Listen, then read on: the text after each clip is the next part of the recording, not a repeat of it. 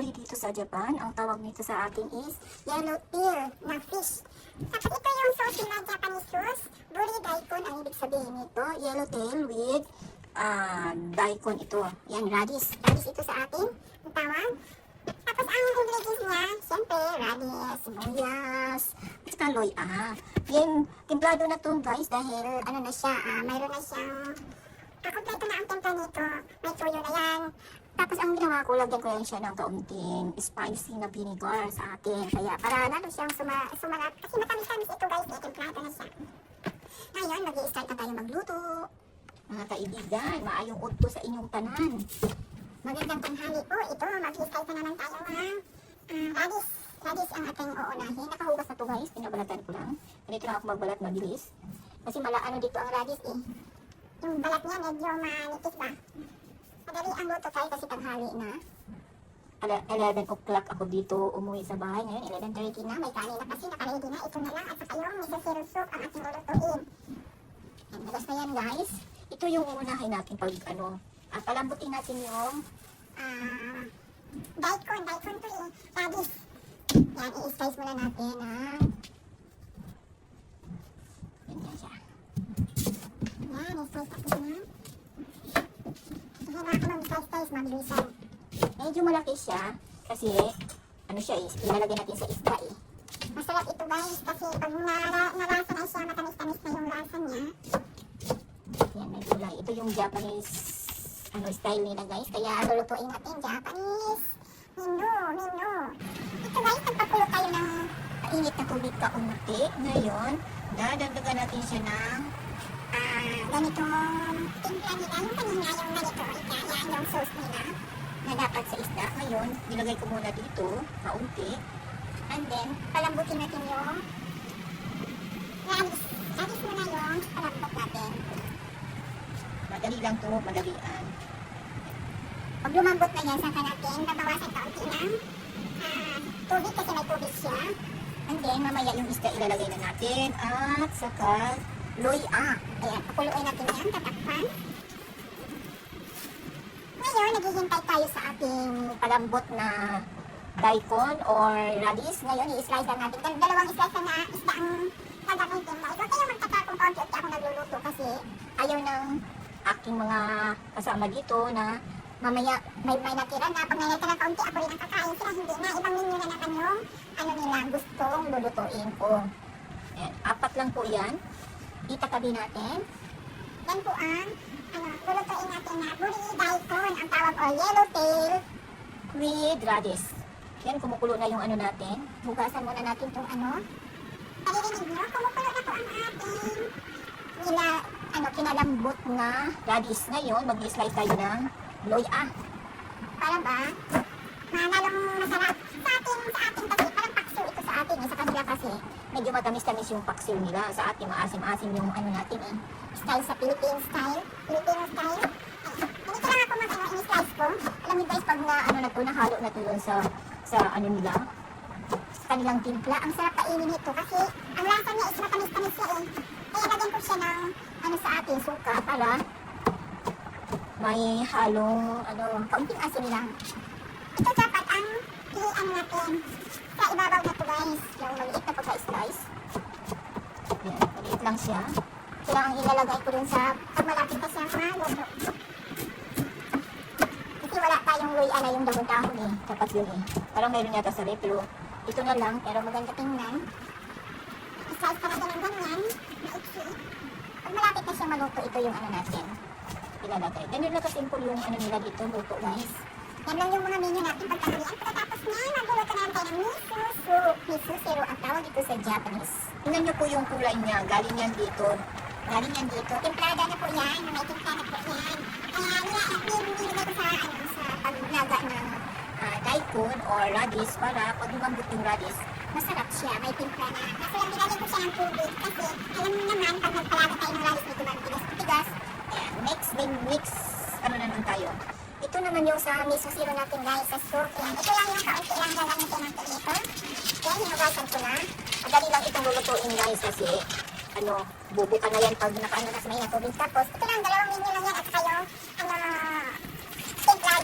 matimplang miso paste lang at saka yung parang Ajinomoto nila. Yun lang, ito lang dalawa guys ang pang-isasero natin. Okay, next! Ayan guys, nakaready na.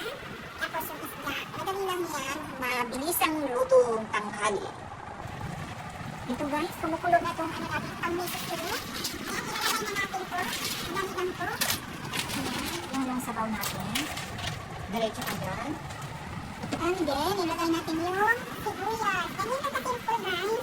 Tapos, lagyan natin ng isang kutsara. Ajinomoto. Yung sinasabi kong partner ng miso paste. Konti lang ilalagay natin. Ayan na siya guys. Kasi maalat na siya guys. Tiplado na. Yan, Ajinomoto. Ayaw ko naman kasi maalat. Ito kumay ayaw natin. Lalagyan natin siya ng tomato paste. Tomato paste na. Yan guys, tomato paste. Kailangan kasi may ganito durogin ng ganito. Ito kahapon, nung nagluto ako, diretso na diba? Ayan. Pag kumulo na yan, okay na yan guys. Kasi, ang technique kasi dito guys, pag nagbuka na to, ay ano na pala itong natin, wait lang ha. Ayan, pinatay ko muna itong isa natin kasi naubusan na ng sabaw. Ganyan lang guys. Isang pakulo lang. Ang technique dito sa paglaga ng shell, ayaw nang matigas. Pag bumuka na to, kailangan tama na yan. Pag binuka siya, tapos nakaano pa yung, niya, nakaano pa, nakahit pa siya, medyo tumigas yung laman. Kaya inantay natin na magbubuka yan, then tama na siya. Ayan lang po ang ating simple na miso chili soup na shell. Ngayon, dito tayo guys, naubusan na ng tubig, pinatay ko ang ilaw, malambot na yan. Ngayon, ilalagay natin to, ito naman yung sa paksiw nila dito sa Japan, na bori daikon. Ayan, ubusin natin. Pinatay ko muna para ilagay ito. Ayan, isang buo niyan. Pagkatapos, ubusin natin. Pagkatapos niyan, ilalagay na natin yung in-slice na loya. Madali lang talaga ako. Instant ako magluto loya. Ayan, nilagay natin ang loya. Pinatay ko muna yung, niya. Yung sa init na pinatay ko. Tapos, ilalagay na natin, isabay na natin ilagay itong isda. Nice. Ang ating may susulo, ayan, nakaano na siya. Nag-uustok na siya, bumubuka na yung clams, tawag shell. Ayan, papatay na rin natin dahil pag ma-overcook yan, matigas. Ayan, papatayin na natin. Mamaya, ayan, nagbubuka na yan. Dito na naman tayo, guys. Ito, nakahugas naman ako, guys. I-ano lang natin sa ibabaw itong isda. Parang paksel sa akin, diba? Ang ating video ngayong araw ito ay tungkol sa pagluluto ng ating tanghalian. Mabilis ang pagluluto. Instant cooking tayo guys ha. Yan, gagay ko yung sibuyas na slice. Pagkatapos alam nyo to, aluminum foil yan. Itatakpan natin ang aluminum foil. Pabukalin. Tapos yan, yan na. Bubutasin natin yung aluminum. Ibutasan ko sa loob. Tapos, i-ano natin dito, itatakip bago yung talagang pangtakip niya. Tapos, ano natin ang medium lang na init para dahan-dahan siyang maluto yung isda, hindi ma-overcook siya. Yan na guys ang ating buri daikon sa Japanese. In English is yellow tail daikon.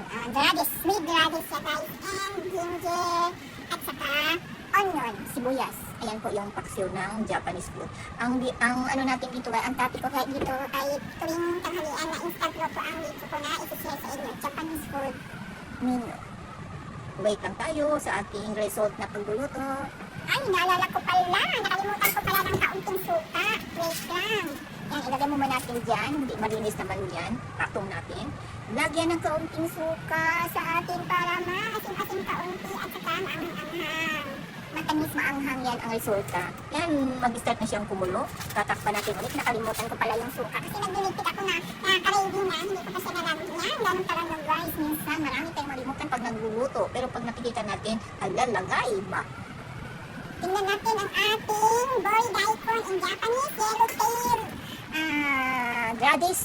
With radish. Ayan guys, masarap na ang ating bori daikon. Bori wafish yan. Pangalan ng isda. Tapos yung daikon yun, yung radish. Ayan, masarap na. Luto na yan guys. Mahinaan na natin ang ating apoy. And magsiserve na tayo dito sa ating nilagang clams or shell. Okay guys, ready na ang ating tanghalian. Nandiyan na ang ating amo. Magsiserve na tayo.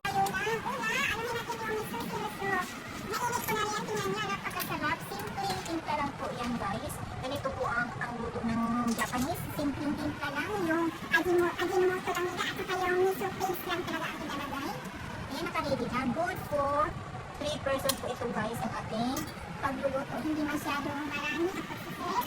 Ganyan po, naka-ready na ang soup natin. Next naman, ang i-ready natin is ang ating paksiw. Paksiw sa atin ang tawag, pero dito boy daikon po ito. Magsiserve na tayo para sa ating tanghalian. Yan guys, tingnan nyo. Ganyan lang kasimple. Tapos, lalagay natin yung radish. Yan, radish yan guys. Yan po yung radish nila. Mahirap naman pag sobrang lambot. Yan, isiserve na natin. Ito yung ginger. Yung luya, mayroong luya, may sibuyas, of course. Ayan na guys. Ating mabilisang luto ng tanghalian. Ayan ang ating buri daikon or yellowtail with rice. Ayan, bye for now. Thank you for watching. Enjoy. Kain na tayo guys. Tara na. Bye. See you on my